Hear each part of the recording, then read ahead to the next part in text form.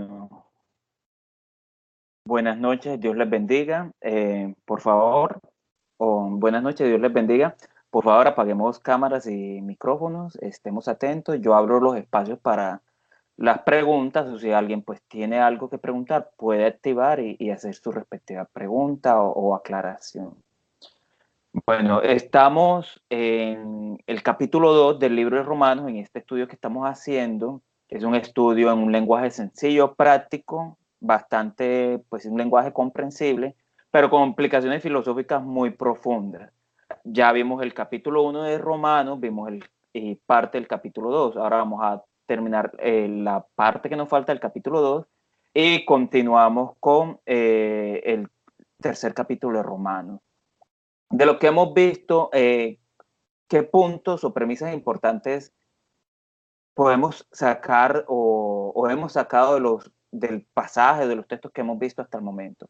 Bueno, en el primer capítulo vimos, haciendo un recorderis, que el Evangelio es la capacidad, o sea, el poder de Dios que tiene para transformar personas que no se merecen ser salvos a personas que merecen ser salvos. Ese es el énfasis que le da Pablo al Evangelio o cuando habla pues, del poder del Evangelio. Vemos que en el primer capítulo Pablo defiende la legitimidad del juicio de Dios o la razonabilidad o la validez o lo correcto o lo recto que es en que Dios juzgue a los hombres. O sea, Pablo anula el tema del relativismo moral, o sea, lo que para ti es bueno, para mí no lo puede ser, entonces yo actúo conforme a mi sistema de creencia moral, entonces es injusto que Dios me venga a imponer un sistema de creencias morales. Pablo dice, no señor, hay una verdad moral universal que es objetiva, no depende de tu cosmovisión, es universal. Seas un indígena, seas un africano, seas un chino, el bien y el mal existe y es el mismo para todos y todos los hombres lo conocen. Y Pablo dice, Dios va a juzgar con base a ese sistema moral. Y otra de las premisas o las perlas que lanza Pablo es, Dios va a juzgar o en este juicio la gente va a ser exonerada, cree o no cree. Esa es la valoración que va a hacer Dios. Este es de los que creen o este de los que no creen en que hay un Dios y por consecuente un juez universal y una justicia universal. También vimos en el capítulo 2, pues, que en realidad no es que la gente crea que la moral es subjetiva o relativa, porque todos reaccionamos frente al mal. Hey, me robaste la billetera, eso no se hace. Entonces vemos que nos quejamos del mal, no es algo relativo. Entonces dice Pablo, pues con más razón, si nosotros hacemos eso, pues Dios que es perfecto, mucho más que nosotros, con toda legitimidad tiene el derecho o está en la validez de juzgar. Siguiendo en esta misma línea, pues en el capítulo 2 veíamos que hay dos clases de seres humanos, unos que van cada día de bien en mejor y otros que van cada día de mal en peor. Y a los primeros Dios los va a recompensar pues con vida eterna y a los segundos Dios los va a castigar con ira eterna. Ahora, encontramos una dicotomía, bueno, ¿es por fe o es por obra? O sea, es por fe, pero eso se determina, o sea, se descubre, se interpreta o se valida a través de las obras. Entonces, Dios mira las obras para dar vida eterna, hablando en este ámbito, pero como una forma de determinar que la persona fe. O sea, la raíz de la salvación es la fe, que es manifiesta a través de obras. Eso hay que tenerlo claro.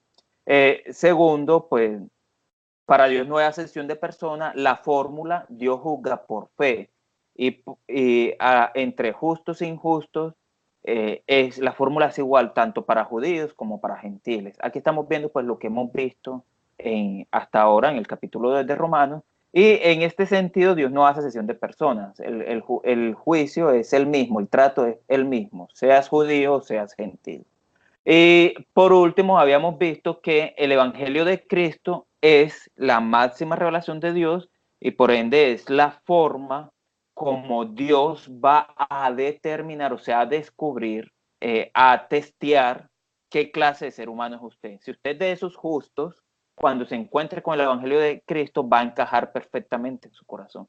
Si usted de esos, por el contrario, que van en degeneración, cuando venga el Evangelio de Cristo o la predicación del Evangelio de Cristo, va a encontrar un tropiezo. Esto es lo que hemos visto hasta el momento, este es el recorderis, y aclaremos otra vez el contexto. Pablo está escribiendo a una iglesia emergente en Roma, que está compuesta tanto por judíos y como por cristianos, y por eso él toca los dos grupos sociales o las dos comunidades, por decirlo así, judíos, o sea, que viven en la ley mosaica, y los gentiles, pues que no viven en esa ley mosaica, pero que ahora han aceptado a Cristo. Entonces Pablo les está aclarando cuál es el trato de Dios para con el hombre. Bueno, hasta aquí alguien tiene alguna pregunta, alguna inquietud o algo que se me haya escapado que debamos recordar que haya sido importante en las lecciones anteriores. Escucho. Bueno, supongo que no. Entonces, por favor, vámonos al libro de Romanos, a la epístola de Romanos. Hola, alguien por favor que me hable, ¿me están escuchando? Es que me siento extraño que nadie me responda. Hola, Hola, hola. ¿sí me están escuchando? Sí, claro, te estamos escuchando. Ok, serio, se siente raro el silencio, pero gracias. Es que estamos Gracias por aquí responder. atentos. Ok, muchas gracias. Listo. Bueno, entonces habíamos llegado hasta el versículo 16 del capítulo 2 y nos falta pues del 17 al 29. Esta parte yo creo que podemos saltar leerla, podemos concluirlo en que Pablo está diciendo, o están de acuerdo que lo leamos. ¿Qué dicen? Pues leamos, lo repasemos. De todas maneras, es importante. Si quieres, lo leo. Sí, del 17 al 24, por favor. 17 al 24. Listo. Ahora bien, tú que llevas el nombre de judío, que dependes de la ley y te jactas de tu relación con Dios, que conoces su voluntad y sabes discernir lo que es mejor, porque eres instruido por la ley, que estás convencido de ser guía de los ciegos y luz de los que están en la oscuridad, instructor de los ignorantes, maestro de los sencillos, pues tienes en la ley la esencia misma del conocimiento y de la verdad. En fin, tú que enseñas a otros, no te enseñas a ti mismo. Tú que predicas contra el robo, robas. Tú que dices que no se debe cometer adulterio, adulteras. Tú que aborreces a los ídolos, robas de sus templos. Tú que te jactas de la ley, deshonras a Dios quebrantando la ley. Así está escrito, por causa de ustedes se blasfema el nombre de Dios entre los gentiles. ¿Hasta dónde leo? 24, sí, listo. Aquí Pablo, recordemos, hay cosas pues que son claras en la Biblia, hay cosas que no son claras de la Biblia, hay cosas que se pueden inferir del contexto histórico. Pero parece ser que o sea, en la historia tenemos sobre los judíos una especie pues de ego elevado, pues, de que ellos son el pueblo de Dios, de que son la niña a los ojos de Dios. Entonces Pablo acá refuta o trata pues de menguar a esa actitud y muestra o expone que los judíos también son personas que pecan aun cuando saben de manera explícita lo que no se debe hacer. Y sin embargo son pecadores. Y Pablo hace esa acusación. Esto parece como pues, de una forma personal hacia los judíos. Pero pareciera que pues Pablo le estuviera haciendo un reproche directamente a esos hermanos judíos. ¿Cierto? Lo que hay que tener claro es que es muy probable que Pablo aquí esté haciendo un debate tácito, o sea, anticipando las objeciones o las respuestas de aquellos intelectuales o, digámoslo así, hermanos cristianos judíos que están viendo esta carta. Pablo está premonizando, está previendo que él va a recibir objeción por parte de otros creyentes, otros hermanos maestros de la fe, instruidos doctos le van a contravertir a Pablo esto. Entonces, por eso Pablo es muy probable pues que haga estas acusaciones así como tan personales, pero es previendo, perdón, que va a tener una serie de objeciones. Entonces él va a incluir aquí unas objeciones. O sea, Pablo parece que estuviera debatiendo con un oponente pues invisible, por decirlo así. Por eso es ese estilo literario acá de hacerse preguntas y él mismo respondérselas. Esperemos pues que esto quede claro. ¿Se captan la idea esta de aquí? Porque Pablo parece que les da látigo a los judíos, es porque está previendo un debate. Es eso. Claro hasta aquí, ¿cierto? Sí, Ok. Otra persona, por favor, pues que lea del 25 pues al 29.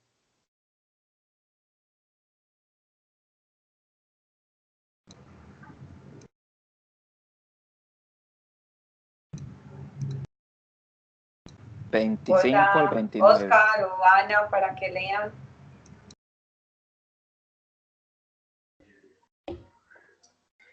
Pues en verdad la circuncisión aprovecha si guardas la ley, pero si eres transgresor de la ley, tu circuncisión viene a ser incircuncisión. Sí, pues el incircunciso guardare las ordenanzas de la ley, no será tenida por incircuncisión como circuncisión. Y el que físicamente es incircunciso, pero guarda perfectamente la ley, te condenará a ti, que contra la letra de la ley y con la circuncisión eres transgresor de la ley. Pues no es judío el que lo es exteriormente, ni en la circuncisión la que se hace exteriormente en la carne, sino que es el judío el que lo es en lo interior, y la circuncisión es la del corazón, en espíritu, no en letra, la alabanza del cual no viene de los hombres, sino de Dios. Listo, gracias Oscar. Entonces podemos ver que ahí está la idea de que, o sea, para el judío era equivalente a pueblo de Dios. No eres judío, no eres pueblo de Dios. Por eso Pablo finaliza así. Es judío, o sea, es pueblo de Dios el que obedece, no el que sabe cuáles son los mandamientos, sino el que los obedece. Independientemente que seas circunciso o incircunciso, si tú eres obediente, eres judío, o sea, eres pueblo de Dios.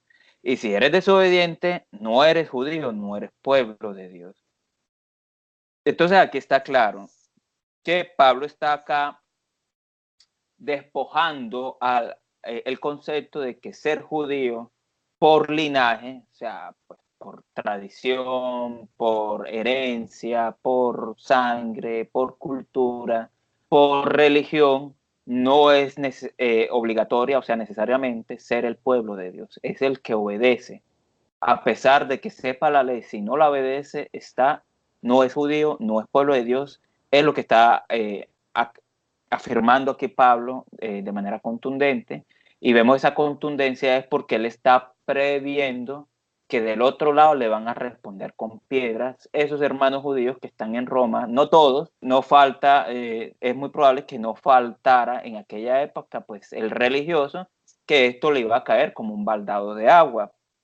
No es que Pablo busque contiendas, eso es necesario en el tema académico. Porque recordemos, Pablo aquí, volvamos al primer capítulo, Pablo aquí está sustentando una tesis bastante fuerte. Dios no va a juzgar entre si usted es judío o no, si fue bueno o malo, sino que Dios va a juzgar por fe y ese juicio o esa prueba, ese test, esa pregunta que trae ese test es el Evangelio de Jesucristo. El que pase esa prueba, o sea, lo acepte a Cristo, va a pasar ese examen, el juicio por fe de Dios, y el que lo rechace no lo va a pasar. Entonces, eso es algo que socava la religión judaica y todos los rituales, por decirlo así, o pasos del judaísmo para alcanzar la salvación.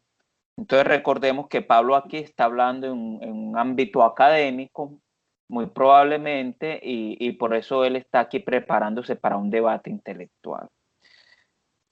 Entonces, empecemos con el capítulo 3. Ya está claro, pues, que no es judío el que lo es externamente, sino el que obedece. Ese es el judío, ese es el pueblo de Dios. Aquí Pablo les está pisando las mangueras a los judíos, por decirlo así. Tati, ¿me colaboras, por favor, con el capítulo 3? Ese es un poco complicado, un capítulo 3. hasta del 1 al 4, por favor, Tati. Listo, yo la estoy compartiendo en la nueva versión internacional. Fidelidad a Dios. Entonces, ¿qué se gana con ser judío o qué valor tiene la circuncisión? Mucho, desde cualquier punto de vista. En primer lugar, a los judíos se les confiaron las palabras mismas de Dios. Pero entonces, si a alguno les faltó la fe, ¿acaso su falta de fe anula la fidelidad de Dios? Ok, les dije que este pasaje iba a ser complicado, el capítulo 3, pero es por eso, porque Pablo está previendo un debate con intelectualidades judías, o sea, gente muy preparada, incluso igual o hasta más que él, en el tema. Y por eso estos pasajes son un poco complicados, pero les dije, vamos a compartir lo que hemos estudiado estos años. Y por eso Pablo empieza con una pregunta, o sea, él mismo está haciendo el papel de su oponente. Como vimos, entonces él dijo que no sirve de nada ser judío, pues si eres desobediente. Y pues incluso si no eres judío, pero eres obediente, vale más que ser judío. Entonces eso genera una pregunta, muy probablemente se la van a lanzar los oponentes y por eso Pablo la responde. Entonces, ¿para qué sirve ser judío? Y Pablo responde, pues mucho. Primero, se les ha confiado la palabra de Dios. Confianza, o sea, se les ha dado una responsabilidad, un trabajo. Hay un adagio popular, el que trabaja no come paja. Si a ti Dios te da un trabajo, pues es muy probable que haya una recompensa buena detrás de eso. Esa es una ventaja de ser judío. Usted se le dio un trabajo y obviamente va a tener una paga. Y eso lo vamos a ver en todo el libro de Romanos, pues que ser judío sí vale la pena, porque ellos van a tener o siempre han tenido un trato especial de parte de Dios. Es una ventaja ser judío. Aquí está refutando el contraargumento a la otra parte. Entonces, ¿para qué sirve ser judío? Se le dio una confianza, se le dio un trabajo, una tarea, ¿cierto? Entonces viene otra pregunta. Dios le dio una tarea a los judíos. Ok, dice la contraparte, en versículo 3. Dice la contraparte, o sea, Dios le dio un trabajo a un pueblo, pues que, según usted, Pablo, acaba de decir, un pueblo que falló, que no sirve de nada, pues, igual que los gentiles, o sea, igual que los egipcios, igual que los romanos, igual que los griegos. Si tú eres judío, igual ese trabajo no te ayuda a ti para ser obediente, sino que igual puede ser obediente o desobediente igual que todos estos pueblos. Entonces, ¿cuál ventaja Pablo? Voy a ampliarlo más, bueno, dice el versículo 3, su incredulidad habrá hecho acaso o hecho nula la fidelidad de Dios. Voy a ampliarlo más. Imagínense un gerente de una empresa y en esa empresa hay cosas muy valiosas y pone de guarda de seguridad a un niño de 8 años. ¿Qué eran sus empleados? Pues este jefe que nosotros tenemos es como loco. ¿Cómo se le ocurre a él colocar a un niño de guarda de seguridad? No, ese jefe que nosotros tenemos no es confiable. Vámonos de aquí. Estamos en manos de un loco. Entonces, ese es otro de los argumentos que le lanzan a Pablo. O sea, usted está queriendo decir que Dios confió esa tarea importante de ser maestro, de ser guía, de ser luz en medio de las naciones a un pueblo que iba a fallar. Entonces Dios se equivocó, pues, o sea, Dios no es confiable. Por eso dice Pablo, responde a esa pregunta tácita o esa pregunta imaginándose él un oponente de estos intelectuales. Dice Pablo entonces en el versículo 4, de ninguna manera, antes Dios sea Dios veraz y todo hombre mentiroso, como está escrito, para que seas justificado en tus palabras y venzas cuando fueres juzgado. Pablo está citando el Nuevo Testamento. De aquí vamos a ver que Pablo cita mucho el Antiguo Testamento, es porque como él está debatiendo con judíos aquí, o prevé un debate con judíos aquí, o tiene un debate tácito con judíos, me disculpan la redundancia, él está citando, él cita mucho el Antiguo Testamento para derrotar, estamos hablando intelectualmente, a los judíos con sus propias creencias, pues como para que no tengan excusa. para hacer el debate más fácil de ganar, por decirlo. Entonces, por eso vemos que Pablo cita mucho el Antiguo Testamento, para que los judíos, al ser derrotados en su propio terreno intelectual, pues no tengan excusa. Entonces, Pablo aquí cita el Salmo, creo que es el Salmo 51, el 4, sí, 51:4.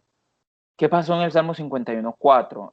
David, si mal no recuerdo, estaba orando, estaba en angustia, estaba siendo castigado. Creo que fue por lo de Betsabé, pues, y esta muerte de su soldado y el profeta Naamán, sí, ya recordé. Estaba siendo castigado por eso, conocemos la historia.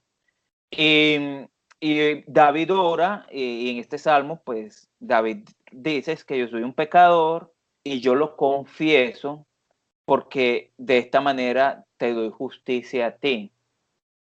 ¿Qué pasa si yo estoy en un partido de fútbol y cometo una falta y viene el árbitro a mostrarme una tarjeta y yo protesto o me quedo callado? Pues yo estoy diciendo, ese árbitro está equivocado, yo no hice nada malo. Pero si yo me quedo callado y bajo la cabeza y le digo a mis compañeros, hey, todos calmados, el árbitro tiene la razón, yo estoy exaltando ese árbitro, o sea, estoy diciendo, ese árbitro es justo, es bueno.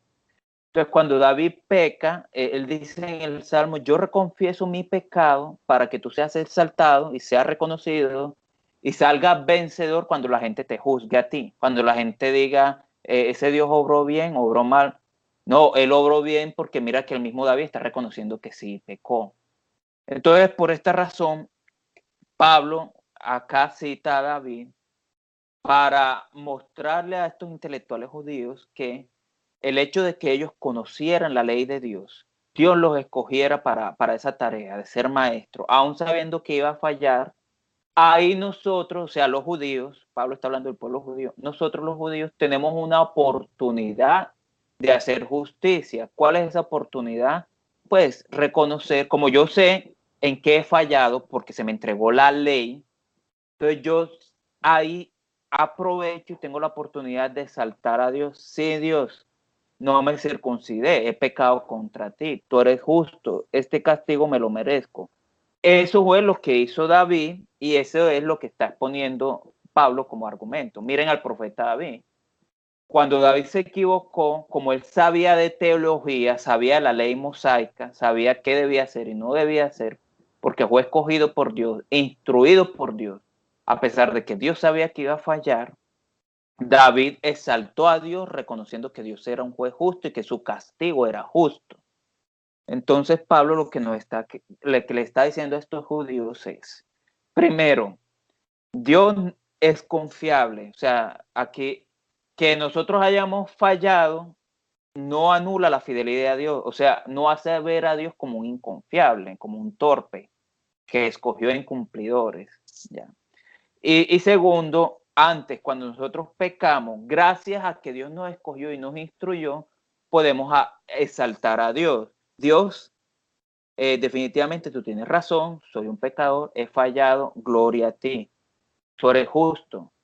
Entonces las demás personas reconocen a Dios como justo por el juicio que yo estoy dando hacia Dios. Por eso dice, para que seas justificado en tus palabras y venzas cuando fueres juzgado. O sea, que el que está en la lupa es Dios. Y la gente va a decir, no, Dios es un Dios justo porque, pues, Él está reconociendo su pecado, entonces, Dios está castigando el pecado, es un Dios justo. Entonces, aquí vemos, pues, que Pablo está respondiendo, sí tiene ventaja ser judío, porque mire todas las cosas buenas que usted puede hacer por el conocimiento de la ley, o sea, por ser judío. Entonces, no digan que no no hay diferencia entre ser judío y no ser judío sea gentil por el mero hecho de que todos pecan igual, ¿no? O que todos son culpables. No diga eso, hay unas ventajas para el judío.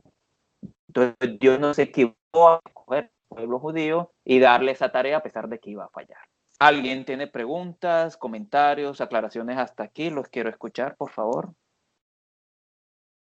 O continuamos. Yo creo que todo estaba muy claro.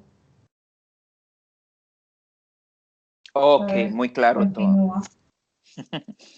Bueno, alguien que por favor lea del 5 al 8.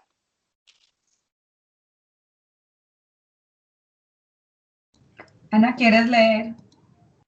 Sí, claro que sí. Bueno, del 5 al 8. Esta es la versión de la Reina Valera. Dice, y si nuestra injusticia hace resaltar la justicia de Dios, ¿qué diremos? ¿Será injusto Dios que da castigo? Hablo como hombre. ¿Hasta dónde, perdón? Hasta el 8, por favor. En ninguna manera. De otro modo, ¿cómo juzgaría Dios al mundo? Pero si por mi mentira la verdad de Dios abundó para su gloria, ¿por qué aún soy juzgado como pecador? ¿Y por qué no decir, como se nos calumnia y como algunos cuya condenación es justa, afirman que nosotros decimos, hagamos males para que vengan bienes? Ok, gracias, Ana. Entonces, ya hemos visto pues que cuando nosotros pecamos y gracias a ese conocimiento bíblico, por decirlo así, o de la ley de Moisés o judaico, podemos decir, yo conozco el bien, la voluntad de Dios, fallé, oh Dios, tienes razón en castigarme. Cuando nosotros hacemos eso, el mal lo podemos transformar en algo bueno. Entonces, volvemos a lo mismo. Pablo se anticipa al debate y se anticipa al ataque intelectual, esto es intelectual, de sus colegas judíos. O sea que es como si esos otros intelectuales estuvieran diciendo, o sea que Pablo está queriendo decir que de manera que pecar es algo que sirve para bien, o sea, pecar es malo porque genera oportunidades de alabar a Dios. Eso es lo que le están achacando a Pablo o indilgando a Pablo en el versículo 5. O sea, cuando dice que nuestra injusticia hace resaltar la justicia de Dios, Pablo dice, no, Señor, no es eso. Entonces, si cuando nosotros pecamos y confesamos nuestro pecado, estamos haciendo algo bueno, pues entonces Dios debería premiarnos, no castigarnos. Entonces Dios, Pablo, según usted, Dios se está equivocando al condenar a la gente cuando peca, si antes debería premiarlo, por lo que acaba de decir. Entonces ahí le están devolviendo el argumento a Pablo.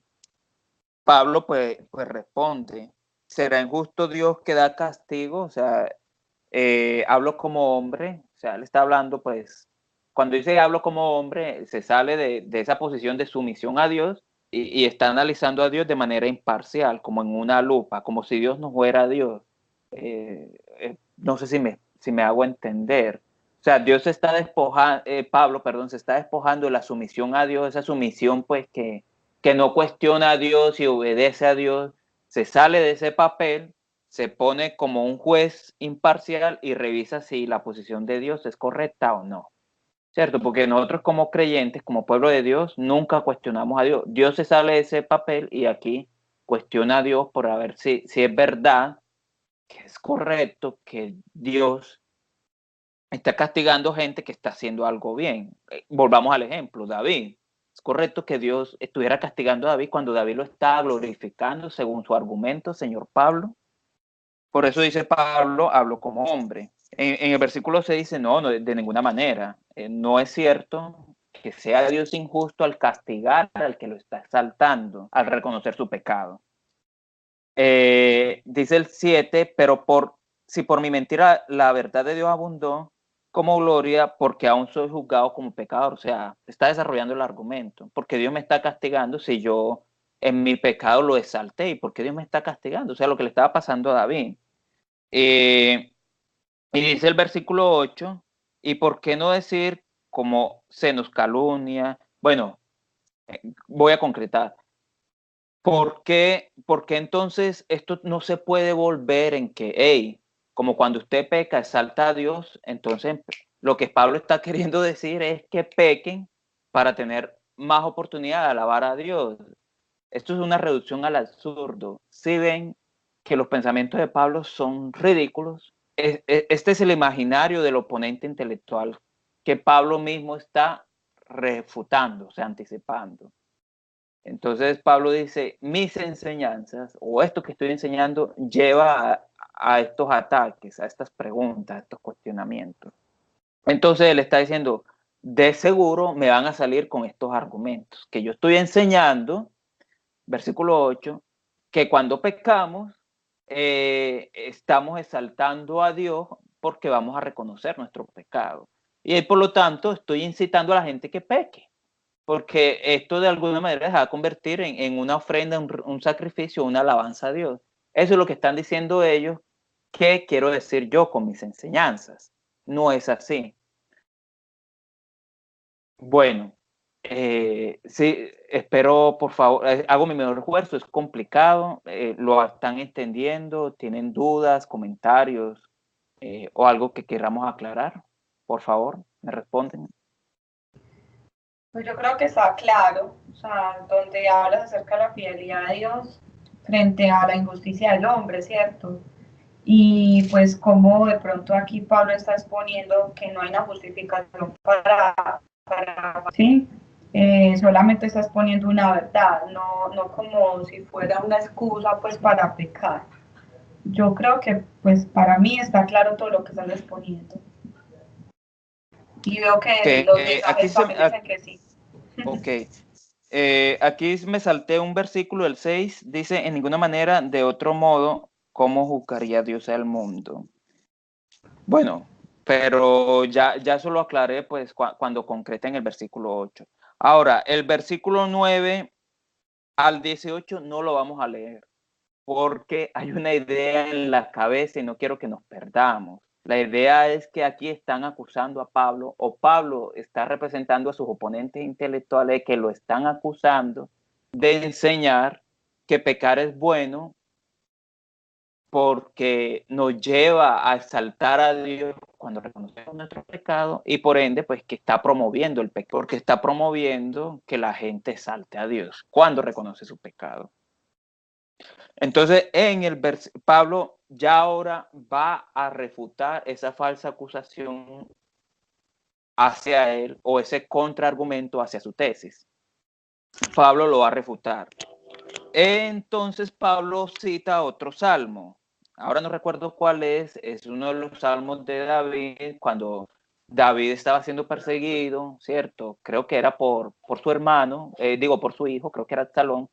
Sí, David estaba en un momento de angustia perseguido por su propio pueblo y David expone la maldad que hay dentro del pueblo judío y dicen, no hay ninguno bueno en ese pueblo, matan, roban, no hacen lo bueno, no buscan a Dios, se engañan, se traicionan, son hipócritas, roban, etcétera, etcétera, etcétera. Volvemos a lo mismo, Pablo está usando el Antiguo Testamento para refutar a sus colegas judíos y responder esta falsa acusación que hacen contra sus enseñanzas. Yo no estoy enseñando que debemos pecar para exaltar a Dios. No. Pablo dice entonces en el versículo 19, pero sabemos que todo lo que la ley dice, lo dice a los que están bajo la ley, para que toda boca se cierre y todo el mundo quede bajo el juicio de Dios. Ya que por las obras de la ley ningún ser humano será justificado delante de él, porque por medio de la ley es el conocimiento del pecado. En otras palabras, vamos a hacer un recorderis. Dios escoge un pueblo que sabe que va a fallar. Eso hace Dios inconfiable, o sea, loquillo, un Dios que sabe que esto va a fallar y sin embargo lo hace. No hace a Dios inconfiable. O sea, cuando dice nuestra mentira anulará la fidelidad de Dios, o sea, que nosotros fallemos anulará la confianza en Dios. No, Dios sigue siendo confiable a pesar de que hizo un plan que aparentemente ha fallado. Vamos por ahí. Luego dice, no, cuando nosotros pecamos, siendo el pueblo escogido de Dios, porque aquí está hablando Pablo de los judíos, cuando nosotros fallamos siendo pueblo de Dios, eso no hace Dios inconfiable, sino que por el contrario, gracias a que nos escogieron y nos dieron conocimiento en nuestro pecado, podemos hacer algo bueno, alabar a Dios reconociendo nuestro pecado, cosa que los gentiles no pueden hacer porque ellos no conocen la ley de Dios.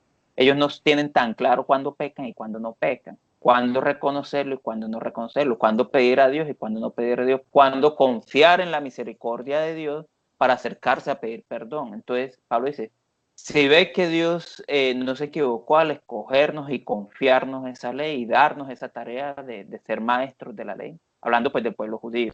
Y siguiendo en esa línea, y entonces, la razón por la que Dios nos escoge, a pesar de que íbamos a fallar, dice Pablo hablando del pueblo judío, porque él se incluye ahí, es que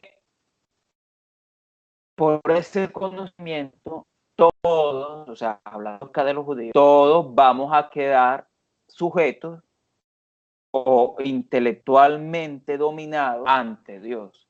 O sea, todos ellos iban a quedar por debajo de Dios. Esa es la razón por la cual, hablando pues de lo moral, esa es la razón por la cual Dios escoge un pueblo que iba a fallar, iba a cometer el pecado y no, Señor. No es que cuando usted alabe a Dios reconociendo el pecado, por lo tanto deba pecar para seguir pecando, para alabar a Dios. No, esa no es la idea aquí. La idea es que usted quede debajo, por decirlo así, de las alas de Dios, usted quede sujetado a Dios, usted tenga en su conciencia que Dios es el máximo bien moral. Está hablando Pablo de los judíos. Repitamos otra vez. Yo, Pablo, a los romanos, a los hermanos judíos romanos, no les estoy diciendo que pequen para exaltar a Dios. No, no les estoy enseñando eso. Lo que les estoy diciendo es que cuando usted peca y exalta a Dios, usted ya queda esclavo de Dios. Ya usted no queda con ganas de discutir con Dios por ese conocimiento que tiene de la ley. Entonces usted queda como un deudor. Ya, no, yo con Dios no voy a alegar porque, ¿qué voy a alegar Dios con Dios si soy pecador? ¿Por qué soy pecador? Porque conozco la ley. Eso es lo que pasa cuando el que conoce la ley peca y confiesa ante Dios su pecado. Queda sin moral para levantar la mirada a Dios, para alzarle la voz a Dios, para discutir con Dios. Quiero que me entiendan. Esas son las ventajas que tiene ser judío, que era lo que le estaban endilgando a Pablo. Según usted, entre judíos y gentiles no hay diferencia. Entonces, ¿para qué chanfle sirve ser judío? Y aquí está una de las razones por la que dice Pablo, hay una gran ventaja en ser judío, que cuando usted se equivoca, la ley lo lleva a quedar al final de ese proceso pues, de confesión, de perdón y de reconciliación, quedar esclavo de Dios, quedar sujeto intelectualmente a Dios, sin ganas de discutir y de pelear con Dios. Esa es la ventaja que usted como judío frente al que no es judío. O sea, el que no es judío, si se perdió, se perdió. No hay ley que lo rescate, no hay conocimiento que lo rescate, no hay percepción de Dios que lo lleve al arrepentimiento. Mientras que ser judío sí tiene ventaja. Y no es precisamente pecar bajo la excusa de que voy a exaltar a Dios cuando me arrepienta, no. No, Señor, Pablo está refutando. Tiene la ventaja de que cuando usted peca y se arrepiente y confiesa su pecado y reconoce a Dios, ya usted queda más enamorado de Dios cuando lo perdona. Eso es lo que está diciendo aquí Pablo ya en el versículo 19 y 20, que todos quedan intelectualmente bajo el dominio de Dios intelectualmente. Nadie va a pelear con Dios porque es un Dios que le perdonó. ¿Le perdonó por qué? Porque gracias a ese conocimiento judaico se pudo acercar a Dios y ser perdonado. Sí, tiene ventaja ser judío. Aclaremos algo. El versículo 9 al 18 hay una aparentemente y muchas doctrinas o corrientes teológicas toman esto de que para sustentar la enseñanza de la depravación total o la depravación moral del hombre, que es la que dice que todos somos absoluta e intrínsecamente malos, o sea, que nosotros no hacemos lo bueno, que todo lo que nosotros hacemos es mal, ya. Y llegan incluso al extremo de decir que si usted ayuda a una señora a cruzar a una ancianita a cruzar la calle, usted está pecando, porque por la Biblia todo lo que el hombre hace es malo. O sea, hasta ese punto llegan ciertas interpretaciones teológicas. Entonces, en este pasaje del 9 al 18 no se está enseñando que los seres humanos solamente hacemos maldad y que no podemos hacer nada bueno. No. Lo que Pablo está enseñando acá es que aún los judíos, que son considerados el pueblo de Dios, en su momento llegaron a ser acusados de malos por el rey David.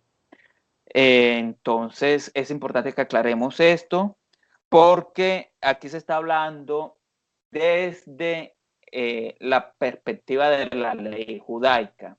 Recordemos, para el judío ser bueno significaba cumplir la Torá, los rituales, la ley.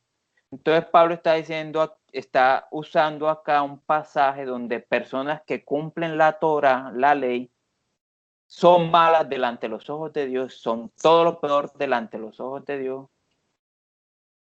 ¿cierto? Ya. Entonces no es una declaración universal sobre todos los seres humanos, es una refutación al hecho de que tú seas bueno delante de los ojos de Dios por ser judío. No. No, no, no. Aquí Pablo está usando a un profeta irrefutable, el profeta David, y una declaración de él que era: este pueblo judío externamente es malo ante los ojos de Dios. Ya. Entonces quedamos claros en este pasaje. ¿Alguien tiene alguna pregunta, algo que aclarar sí, por favor, los escucho? Bueno, en esta parte yo sí quiero como aportar algo que he escuchado y de pronto nos pueda servir porque tal vez muchos lo hayan escuchado también, y es donde muchas personas no cristianas se apoyan aún en la Biblia para debatir y decir, bueno, si la misma Biblia está diciendo que ninguno es bueno, todos son pecadores, ¿yo para qué voy a ir a una iglesia? Que es lo que está hablando ahí en esos versículos que mencionabas del 9 al 18, donde habla acerca del pecado tanto en el pueblo judío como en los gentiles, y mucha gente sí apoya ahí para decir, entonces, ¿yo para qué rayos voy a una iglesia si, mire, no hay ninguno bueno, todos son pecadores? Pero hay una gran diferencia entre cometer un pecado siendo cristianos o las personas que pecan sin conocer de Dios. Y es que la gran diferencia es que nosotros somos redarguidos por el Espíritu Santo, llevados al arrepentimiento, de nuevo a una relación con el Padre, pero los no cristianos se deleitan en ese pecado.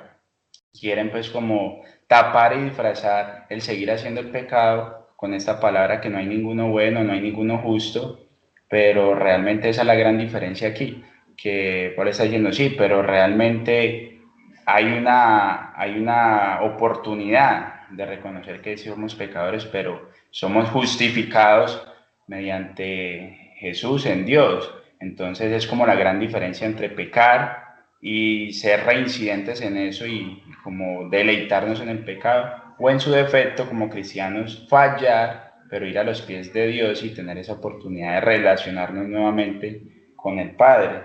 Y lo aporto porque lo he escuchado mucho pues como en los inconversos, como refutando y diciendo pues como allí indiferentes pues como a la palabra de Dios. Ok, gracias. Importante esa aclaración, y como este estudio es práctico, recordemos, todos somos pecadores, ¿cierto?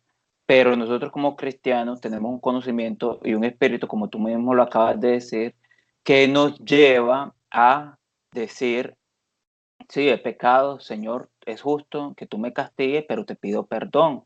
Estoy alabando a Dios, ¿cierto? Eso no lo hace el no cristiano.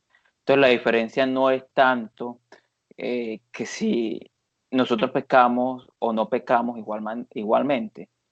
Aquí hay que mostrarles a ellos que todos pecamos, como dice Pablo acá, pero unos en el pecado reconocemos a Dios, otros en el pecado callan, siguen lo mismo e ignoran a Dios.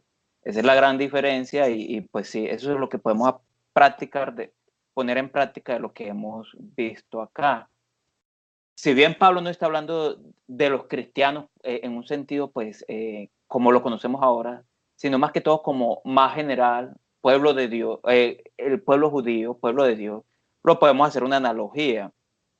Podemos hacer una analogía. ¿Cuál es la diferencia entre ser cristiano y no ser cristiano? Porque igual todos somos pecadores y en este sentido el texto sí es claro, todos somos, haciendo la analogía, todos somos pecadores, incluso los cristianos redimidos por Cristo somos pecadores. ¿Cuál es la diferencia?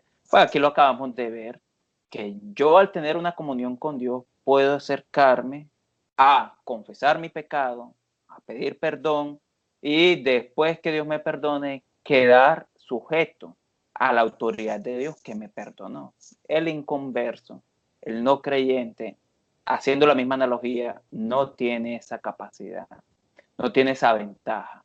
Entonces sí, todos somos pecadores, pero ser cristianos trae una ventajita que la acabamos de ver en esta analogía, porque Pablo está hablando pues del tema judíos y gentiles. Listo, gracias Oscar. ¿Alguien más? Yo quería pues compartir que me encuentro que en el Salmo 14 están hablando de lo mismo. Dice el necio en su corazón, no hay Dios, han corrompido, hacen obras abominables, no hay quien haga el bien.